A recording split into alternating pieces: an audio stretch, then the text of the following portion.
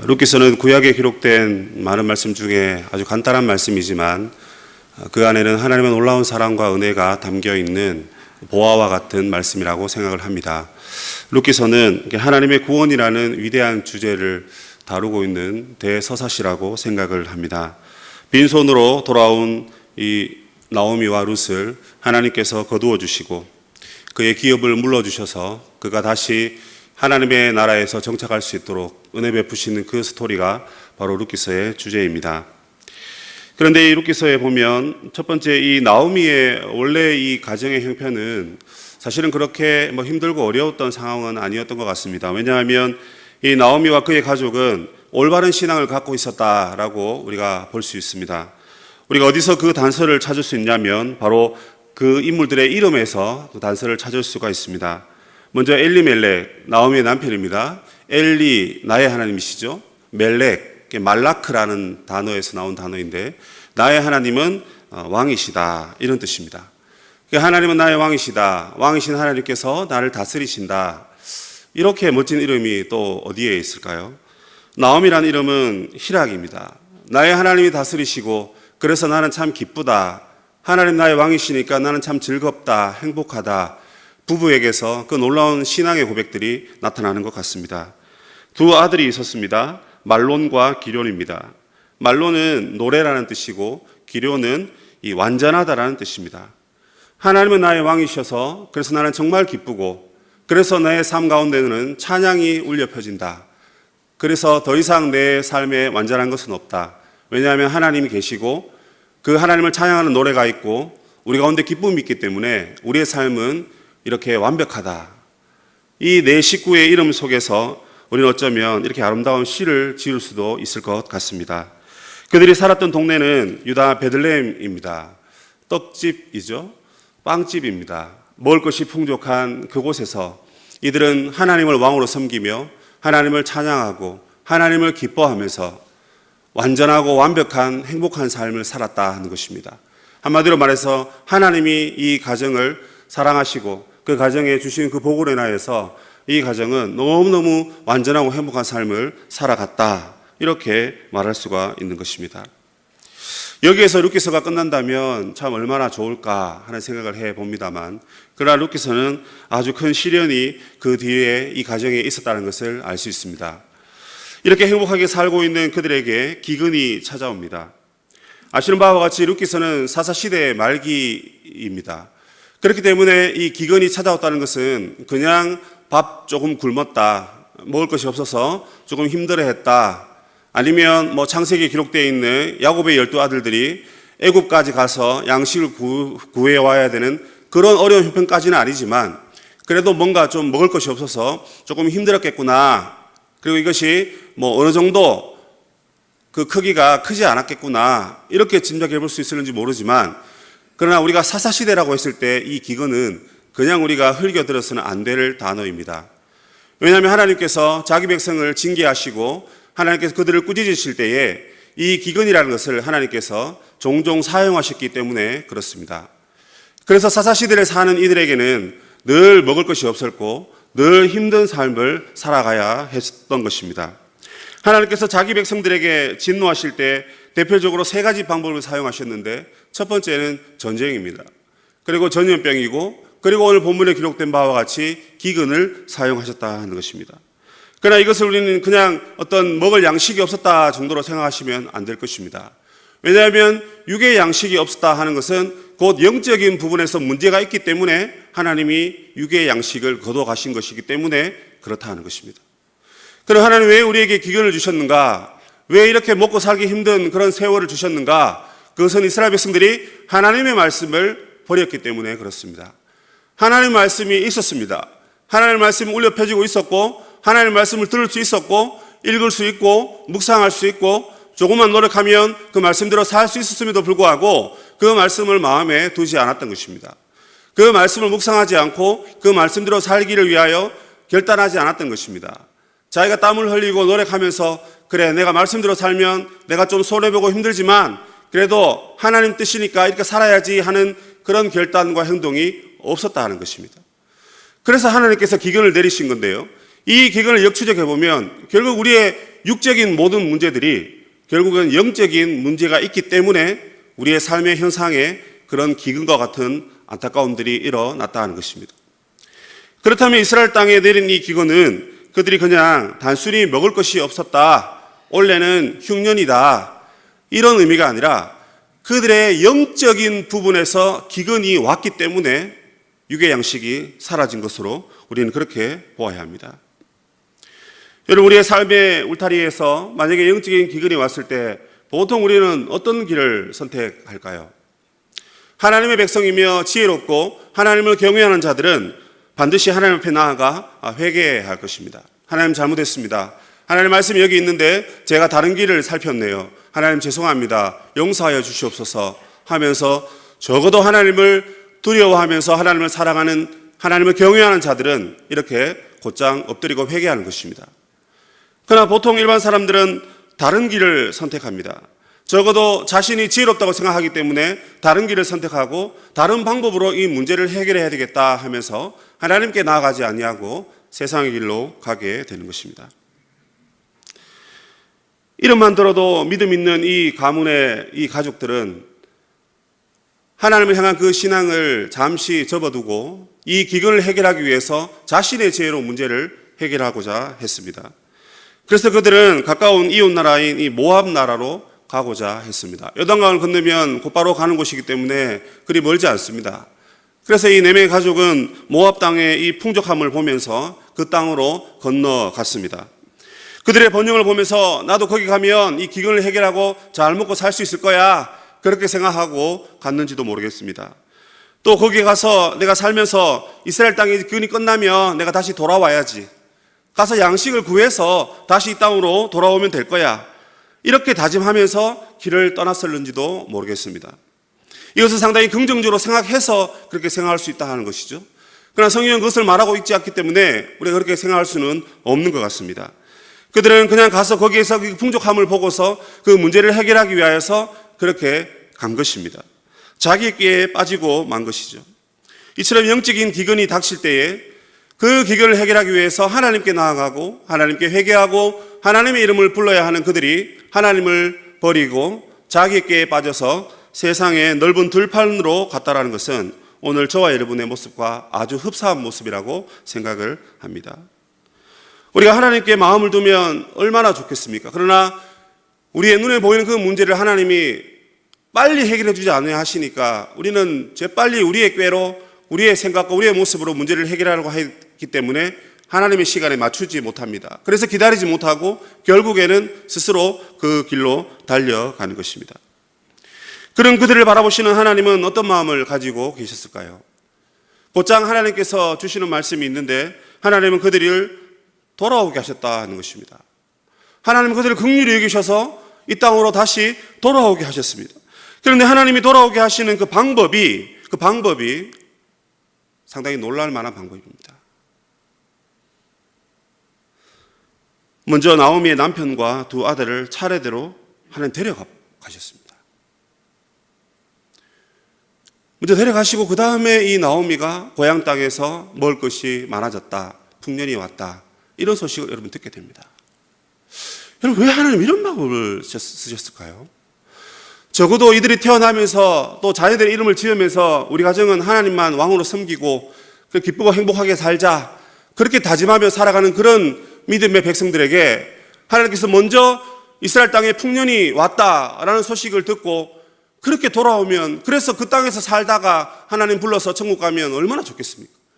그런데 문제는 여러분 10년밖에 지나지 않았습니다. 10년이라는 기간 안에 4명의 가족 중에 자기만 남고 모두 다 세상을 떠났다 하는 사실입니다. 얼마나 하나님이 원망스럽고 얼마나 하나님 앞에 기도와 말씀과 신앙과 뭐 이런 것들보다는 정말 모든 것을 벗어버리고 하나님이 없는 곳으로 가고 싶은 그런 심정이 어쩌면 나오미의 심정이 아니었을까 하는 생각을 해보게 되는 것입니다. 모압 땅에서는 먹을 것이 있었기 때문에 분명 배부르고 풍족하게 살았을는지도 모릅니다. 그는 풍족함을 위해서 떠났지만 이제 많은 것을 잃고 말았습니다. 아닙니다. 여러분, 모든 것을 잃고 말았습니다. 엘리멜렉이 죽은 것은 마치 하나님께서 더 이상 우리를 다스리지 않으신다 하는 뜻으로 들립니다. 나의 하나님은 왕이신데 나의 하나님은 왕이시라는 그 이름이 이제 이 땅에서 더 이상 부를 수 없는 이름이 되어버린 것입니다. 여보, 당신 엘리멜렉 여기 좀 와보세요 라고 부르던 그 이름을 통해서 그래 하나님 우리의 왕이시지 이렇게 고백할 수 있는 그 이름인데 이제 그 이름을 부를 수 없는 것입니다. 속에만 가지고 있으면서 마음속으로 흐느끼며 부를 수밖에 없는 그런 이름이 되어버린 것입니다. 그러므로 나오미는 더 이상 하나님이 마치 자기를 다스리지 않는 것처럼 그렇게 느꼈을는지도 모릅니다. 말론과 기련도 마찬가지입니다. 기쁜 노래가 없습니다. 자기 삶에 이제 완전함이 없는 것입니다. 남편 없는 과부가 얼마나 완전하면 완전하겠습니까? 요즘은 인권이 존중되고 요즘은 여성들이 또 남성들보다 일도 잘하시고 또 연봉도 높으니까 뭐 남편 없는 그런 아내들도 잘 사는 세상 사람들을 많이 보게 됩니다. 또 교회에는 또 믿음의 형제들이 있고 믿음의 자녀들이 있으니 부부 관계를 떠나서 서로 의지하며 하나님 나라 위하여서 동력하니까 이 얼마나 좋은 공동체입니까? 그러나 이 당시만 해도 과부가 이렇게 힘겨운 삶들을 고향도 아닌 이국 땅에서 산다는 것은 이것은 도저히 불가능한 슬픈 현실이라는 것을 우리가 살펴보아야 할 것입니다. 우리가 나오미라 하니까 나중에 그냥 잘 돼가지고 뭐 재산이 회복되고 삶이 회복되고 그렇게 되지 않았나라고 생각하지만 그 이전에 그가 얼마나 큰 슬픔을 당했는가 하는 것을 살펴본다면 여러분 여기에 있는 우리 모두가 나오미의 슬픔을 과연 이해할 수 있을까? 저는 이 말씀을 준비하면서 참 이해가 불가능하겠다. 얼마나 슬플까? 얼마나 마음이 아플까? 그런 생각을 해보게 됩니다. 그의 삶의 평강과 행복은 더 이상 없습니다. 사라져버렸습니다. 그의 삶은 풍족을 위해서 떠났는데 반대로 모든 것을 잃어버린 궁핍한 삶으로 변화가 되었다는 것을 우리가 알아야 하겠습니다. 여러분 여기에서 우리가 오해하지 말아야 될 사실은 이 나오미의 그런 현실이 봐라 결국에는 하나님 버리고 모압 땅으로 가니까 저렇게 형벌을 받은 것이 아니냐, 저렇게 벌 받은 것이 아니냐 그렇게 말합니다. 나오미가 지금 우리 눈앞에 없으니까 우리 다 그렇게 얘기합니다. 그러나 우리 이웃에 있는 우리의 믿음의 형제들이 만약에 큰 아픔이 있고 어려움이 있는데 사실은 하나님 말씀 어기고 살았습니다. 그래서 여러분 그 면전에 두고는 말을 못하지만 속으로는 다 그렇게 정죄하는 것이 이 죄악된 우리의 본성이라는 것을 우리가 잘 알고 있습니다. 그러나 죄의 형벌치고는 여러분 이 형벌은 너무 가벼운 형벌입니다. 하나님 버리고 하나님 모든 것을 놓아버리고 이름은 거창한데 그 이름과 삶이 일치되지 않는 그런 삶을 살고 그렇게 떠났는데 하나님이 그냥 나오미를 살려두시고 다 데려가셨는데 그런 나오미가 벌받았다. 그 벌칙은 너무 가벼운 거 아닐까요, 여러분? 그리고 그 이어 나오는 본문을 살펴본다면 이것은 나오미에게 그냥 하나의 벌로서 우리가 해석할 수 없는 그런 문제에 부닥칩니다. 왜냐하면 하나님께서 그 이후에 그에게 뭔가 복된 소식을 주셨기 때문에 그렇습니다.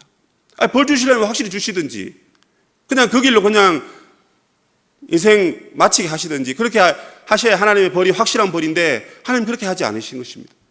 진노 중에 긍휼을 잊지 아니하시는 그 하나님이시기 때문에 그런 것이고요. 그리고 나오미에게 벌어진 이 모든 사실은 죄의 형벌이라고 말하기보다는 하나님께서 그 모든 환경을 통해서 하나님의 어떠하심을 깨닫게 하시고 나오미의 형편을 하나님이 알게 하시려고 이 모든 환경을 주셨다라고 우리가 알 수가 있는 것입니다. 하나님께서 지금 이 환경을 통해서 나오미에게 무엇을 가르치려고 하고 계시는 것입니다. 나오미에게 무언가를 깨닫게 하시려고 하고 있습니다. 무엇을 깨닫게 하십니까, 여러분? 바로 나오미의 하나님의 형상이 사라진 타락한 죄인의 모습이 어떠한 것인가 하는 것을 하나님이 깨닫게 하시려고 하시는 것입니다. 죄에 빠진 자아는 하나님보다 더 높다라고 생각을 합니다. 우리가 결코 맨정신으로는 나는 하나님보다 높다라고 말할 수 없습니다. 그 누구도 그렇게 말하지 않습니다. 적어도 내 이름이 하나님 나의 왕이시다라고 말하고 내 이름이 희락이고 기쁨이고 노래다라고 말할 때는 그렇게 말하지 않습니다, 여러분. 그러나 죄에 빠진, 그래서 더 이상 하나님의 손 외에는 건진받을 수 없는 그런 구렁텅이에 빠진 우리들은 죄에 빠진 우리의 자아가 하나님보다 더 높아져서 그 길이 분명 멸망의 길임에도 알매도 불구하고 그 길을 걸어가면서도 괜찮겠지 하면서 10년을 보내는 것이 바로 우리의 인생이라는 것입니다. 10년 여러분 결코 짧은 세월이 아닙니다. 아주 긴 세월입니다. 몇 년 만에 남편이 죽고 몇 년 만에 두 아들이 죽은지 모르지만 연이어서 죽었다 해도 3년씩 나누어도 여러분 3년 금방 가지 않습니까? 그 슬픔이 사라지기도 전에 또 다시 아들이 죽고 또 아들이 죽고 그런 자신의 형편을 돌아보면서 여러분 스스로는 깨달을 수가 없는 것입니다. 하나님의 은혜가 임해야만 그래 죄악에 빠진 나의 자아가 내 생각으로는 모압으로 가서 풍족하게 돌아올 수 있다고, 풍족하게 나가서 더 풍성해서 그래서 내가 이스라엘 땅으로 돌아올 수 있다고, 아니면 거기서 살면서 나는 하나님 잘 섬길 수 있다고 그렇게 꾀를 부려서 간 그들이 여러분 그 결과가 어떠한 건지 여러분 한번 보십시오.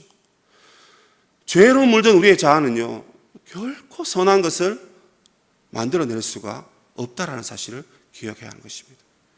하나님께서 우리에게 고난을 주시고 어려움을 주시고 환난을 주셔야만 깨닫고 하나님께로 나아오게 된다는 것입니다. 하나님이 이 환경을 통해서 나오미의 그 모든 연약함과 그 타락한 죄악된 본성을 가지고 있는 그 자아가 얼마나 악한 것인지 하나님 먼저 깨닫게 하셨습니다.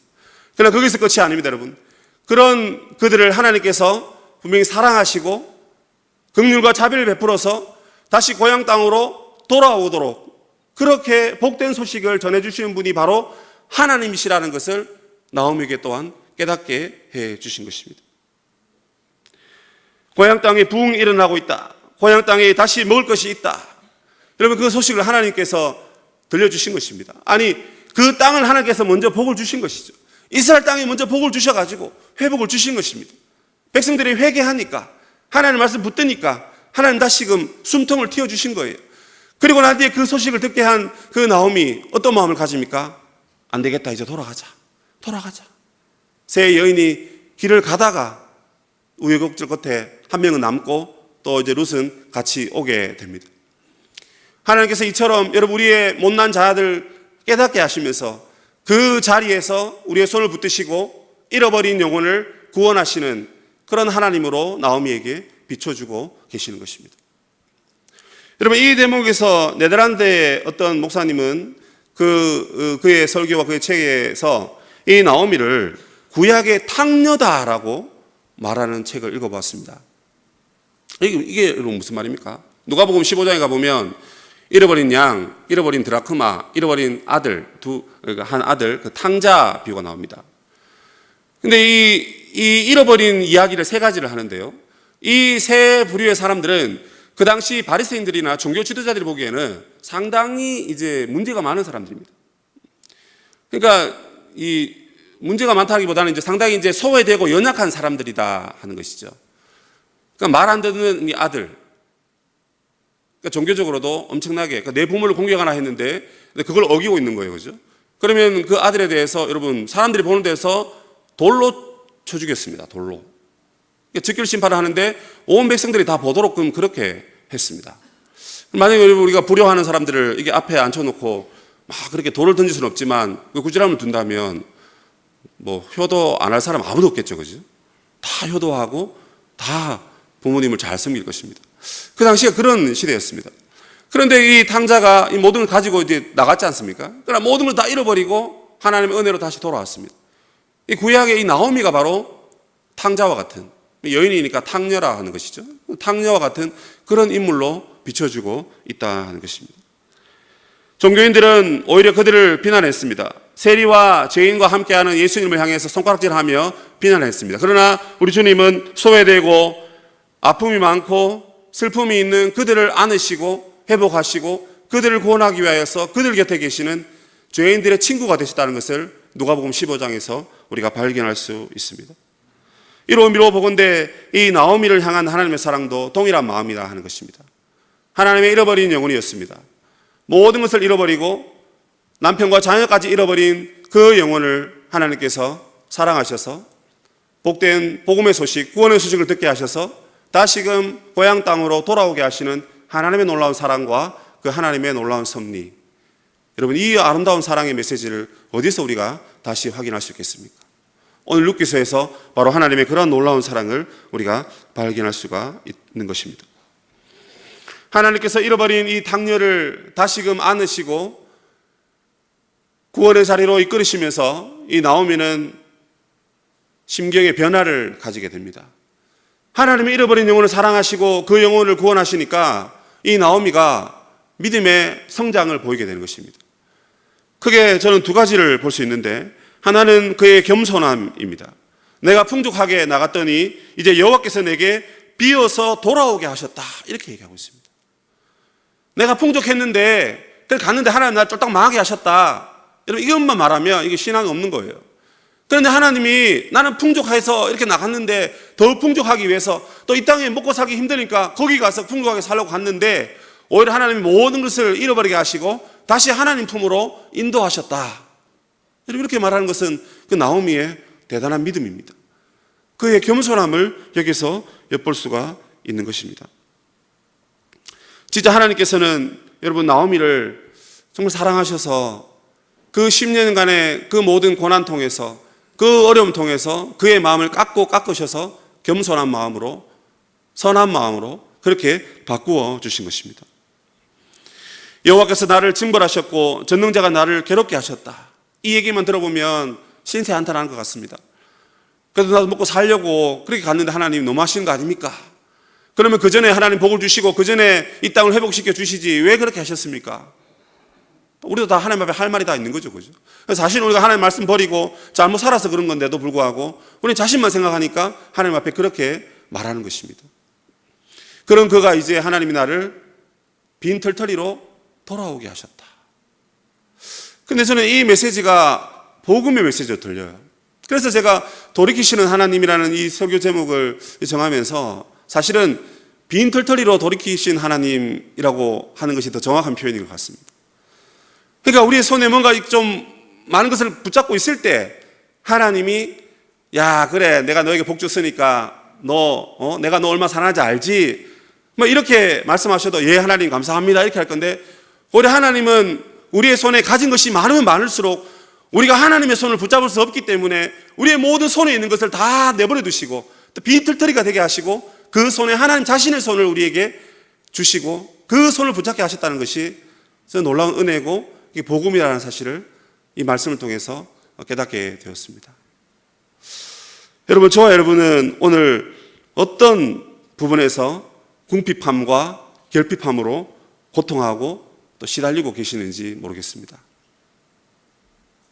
저에게는 요즘 건강이 조금 궁핍함이고 결핍입니다. 어떤 분들은 돈 문제가 또 그렇게 될 수도 있겠죠. 교회가 오면 참 좋은데, 교회는 참 좋은데 사람들이 싫다. 사실 그 말은 틀린 말이죠, 그죠? 교회는 이게 뭐 이 건물이 아니라 우리 하나님의 백성들의 예배 공동체가 교회잖아요. 그러면 교회가 좋다라는 것은 사람이 좋다라는 것인데, 우리 전도할 때 여러분 목사님 참 좋으십니다, 말씀이 참 기똥찹니다, 뭐 이것도 좋지만 여러분 그것보다 더 확실한 보증수표가 뭐냐면 우리 교회 참 좋습니다, 성도님들이 참 좋습니다, 그래야 됩니다. 왜냐하면 성도님들 오시면 담임 목사님하고 늘 뭐 밥 먹고 늘 신앙생활하고 늘 같이 지내는 거 아니거든요.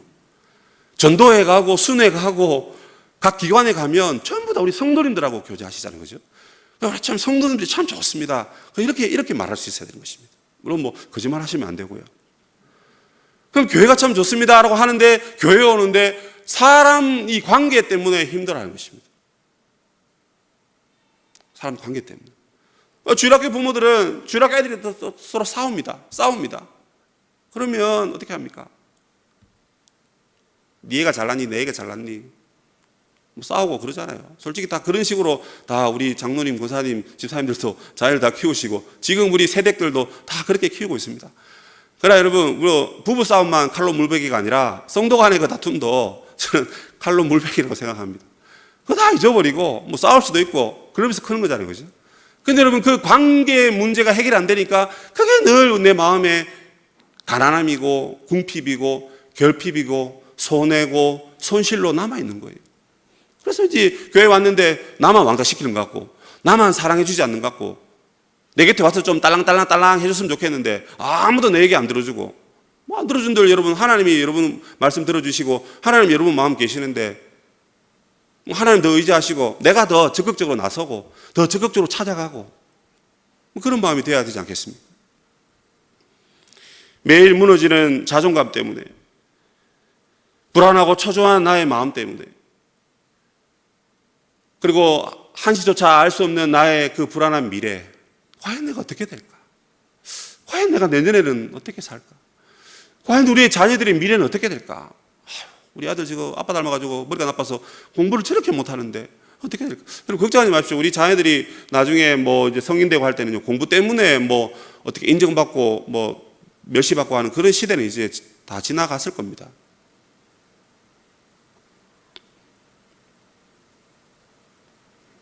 이 모든 문제 때문에, 이 모든 결핍 때문에 우리가 아파하고 슬퍼하고, 그래서 내 지혜로 내 뜻대로 뭔가를 해결하려고 한다면, 여러분 하나님께서 만약 그런 우리 모두를 빈 털터리로 하나님께 돌아오게 하신다면요, 혹 때려갔다가 혹 붙여서 오는 격이 될 수도 있다는 사실을 여러분 기억하시길 바랍니다. 그렇다면 여러분 이 결핍은 은혜입니다, 여러분. 아멘. 예, 하나님 제가 대표로 아멘 했습니다. 예, 결핍은 은혜인 것 같습니다, 여러분. 복이고 감사인 것 같습니다. 예, 그게 내 자녀일 수도 있죠. 자녀 때문에 이제 뭔가 마음에 결핍이 있는 거예요. 옆집에 저 누구는 저렇게 공부도 잘하고 엄친한데, 그죠? 엄마 친구 아들이 짱인데 내 아들은 이건 뭐 저거 나중에 엄마 아빠 용돈이나 주겠나 하는 그런 생각을 할 수도 있죠, 그죠? 여러분 그 아이의 미래를 지금 단정 짓지 마시길 바랍니다.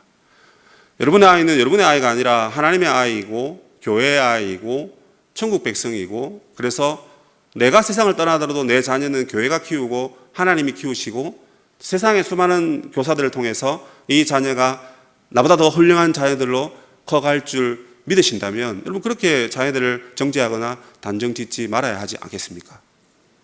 그래서 지금의 그 결핍이 여러분 나중에 놀라운 하나님의 영광으로 저와 여러분에게 다가올 줄을 믿고 그 결핍을 오히려 감사하고 은혜로 여기고, 그 결핍이 있기 때문에 그래도 내가 하나님을 찾는구나. 그런 마음을 가지면 좋겠습니다. 여러분 우리의 결핍은 하나님께로 인도하는 비밀 통로라고 생각을 합니다. 세상 사람들은 모를 거예요. 우리의 결핍이 왜 하나님께로 가는 비밀 통로인지 세상 사람들이 이해할 수 없습니다. 돈이 있어야 되고 명예가 있어야 되고 능력이 있어야만 하나님께로 나아가는 고속도로라 생각하겠죠. 그러나 고속도로는 상당히 위험합니다. 상당히 위험합니다. 내가 아무리 운전 잘해도 위험합니다. 그러면 비밀 통로는 나만이 아는 것이고 우리 교우들만 아는 하나님과 나와의 오솔길이라고 생각을 합니다. 뒷동산에 그 오솔길 있죠, 그죠? 그 길이라고 생각합니다. 그러면 이 결핍은 바로 우리를 하나님께로 인도하시는 황금길이다 라고 생각을 합니다. 이 결핍을 통해서 하나님께로 여러분 나아가야 됩니다. 하나님께 나아가야 됩니다. 왜 이 결핍을 통해서 우리가 하나님께 나아가야 될까요? 제가 설교 준비를 하는데 이게 막 마음이 안 잡히더라고요.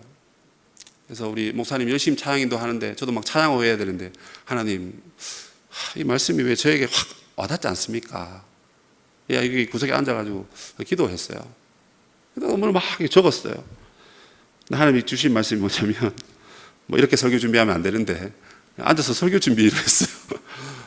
물론 준비 다 했습니다. 했는데 하나님이 마지막에 딱 주신 말씀이 뭐냐면, 왜 우리가 결핍을 가졌을 때 하나님께로 가야 되느냐. 하나님께서 우리가 당한 그 결핍보다 더 크고 놀라운 결핍을 경험하셨기 때문에 그렇습니다. 하나님 무슨 결핍이 있으십니까? 하나님 완전하신 하나님인데 왜 결핍이 있으시죠? 그것은 바로 자기 하나밖에 없는 아들을 내어주시는 결핍을 감당하신 것입니다. 하나님 자기 아들을 내어주시면서 그가 우리를 살리기 위하여 그렇게 모든 것을 버리고, 하나님이 죽으신 거예요. 하나님이 십자가를 지시고 하나님이 십자가로 우리를 구원하기 위하여 생명을 내어놓는 그 놀라운 결핍을 감당하셨기 때문에 하나님 우리 마음을 잘 아시는 것입니다. 그래서 결핍이 있는 우리가 그 하나님께로 나아갈 때 하나님 반드시 우리의 결핍을 자기 아들로 채우시고 자기의 구원의 능력으로 십자가로 채워주신다는 사실을 우리가 꼭 기억해야 하는 것입니다. 여러분, 이것이 복음입니다. 하나님 너무 전능하시니까 나 같은 죄인은 하나님께 나아가면 안 되겠다. 이게 예수님을 못 믿고 있는 사람들의 이야기입니다. 전도에 보면 다 그렇게 얘기하죠. 죄인이 어떻게 하나님께 갈 수 있냐고. 근데 하나님 죄인은 아니십니다. 또 하나님 완전한 하나님이십니다. 근데 그 완전한 하나님이 우리를 구원하기 위하여서 의지적으로 자기 아들을 내어주시고 자기 모든 것을 다 우리를 위하여 흘리시고 찢기시고 내려놓으시면서 우리를 구원하셔서 우리를 그 영원한 천국 자리로 인도하셨다는 사실을 저 여러분이 믿어야 하는 것입니다. 여러분, 그것이 바로 우리가 하나님께 나아가야 할 단 하나의 이유입니다. 우리가 부족한 것이 있다면 우리의 지혜로 세상을 향하여 내가 원하는 공간으로 나아가지 말고 하나님의 은혜의 보좌 앞에 제발 나아가시길 바랍니다. 기도 안 돼도 하나님 앞에 엎드리시길 바랍니다. 우시기 바랍니다. 아버지, 아버지, 내 아들, 내 남편, 내 부모, 내 교회, 내 이웃, 그리고 나 자신 하나님께 맡기오니 하나님 붙드시고 하나님 고쳐 주옵소서. 우리의 결핍 때문에 우리가 하나님을 따르는 일이 없게 하시고 이 결핍 때문에 내가 하나님을 더 의지할 수 있도록 하나님 능력을 더해 주옵소서. 주님, 세상 떠날 날 멀지 않았습니다. 주님 오실 날 멀지 않았고 우리가 오래 살아도 여러분 80세, 100세입니다. 멀지 않았습니다. 여러분, 언제까지 그 결핍을 끙끙 대시면서 그냥 그 자리에 발만 동동 구르고 계시겠습니까? 여러분, 오늘 이 밤에 그 결핍을 가지고 여러분 하나님께 나아가십시오. 먼저 하나님께서 우리의 결핍을 아시고 자신의 결핍을 말씀하시면서 그래 자라왔다, 내가 내 아들을 너에게 줄 터이니 그 아들의 이름으로 네가 일어나라, 네가 다시 힘을 얻어라. 그래서 다시 내일 세상에 나아가서 더 이상 끙끙대지 말고 십자가의 나팔을 흔들고 십자가의 깃발을 흔들고 십자가 의지하고 살아가라. 그래서 나중에 승리하고 천국에서 보자. 여러분, 그 마음으로 저와 여러분이 우리에게 주어진 삶을 살아가는 성도들이 다 되셨으면 좋겠습니다. 여러분, 더 이상 결핍 때문에 우울해하지 마십시오. 그죠? 우울하지 마시고 기뻐하시고 오히려 감사의 눈물을 흘릴 줄 아는 저와 여러분이 되시기를 축복합니다.